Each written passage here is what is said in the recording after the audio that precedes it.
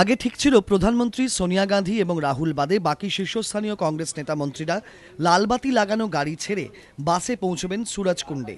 কিন্তু শুক্রবার দিনের শুরুতেই চমক দিলেন সোনিয়া এবং রাহুল। অন্যান্যদের সঙ্গে বাসে চেপে বসলেন কংগ্রেসের নাম্বার 1 এবং নাম্বার 2 দুজনেই। বাসেই পৌঁছলেন নয়াদিল্লির অদূরে সুরজকুণ্ডে কংগ্রেস সংবাদ বৈঠকে। শুধুমাত্র নিরাপত্তার কারণে একমাত্র প্রধানমন্ত্রী গাড়িতে করে বৈঠকে পৌঁছন। 2014 লোকসভা নির্বাচনকে মাথায় রেখে বৈঠকে সরকার ও দলের মধ্যে আরও সমন্বয় বাড়ানোর স্পষ্ট নির্দেশ দেন Sonia.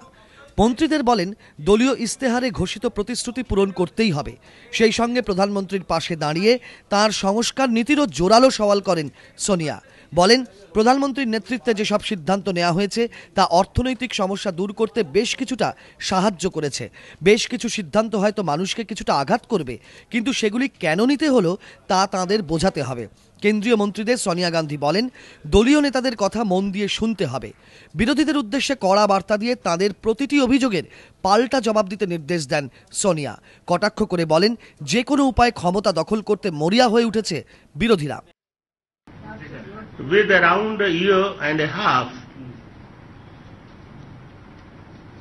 to go for the next Lok Sabha elections, both the party and the government have to work cohesively together to ensure that we secure a renewed mandate. প্রধানমন্ত্রী ও চিদম্বরম বৈঠকে উপস্থিত কংগ্রেস নেতাদের সংস্কারের প্রয়োজনীয়তা ব্যাখ্যা করেন।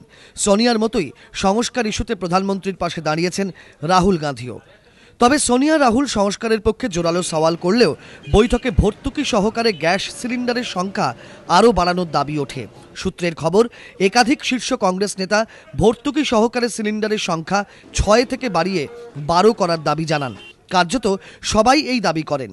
এরপরই পেট্রোলিয়াম মন্ত্রী বীরাপ্পা মৈলী জানান, এ বিষয়ে প্রধানমন্ত্রী ও কেন্দ্রীয় অর্থমন্ত্রীর সঙ্গে তিনি বৈঠক করবেন। এবিপি আনন্দ।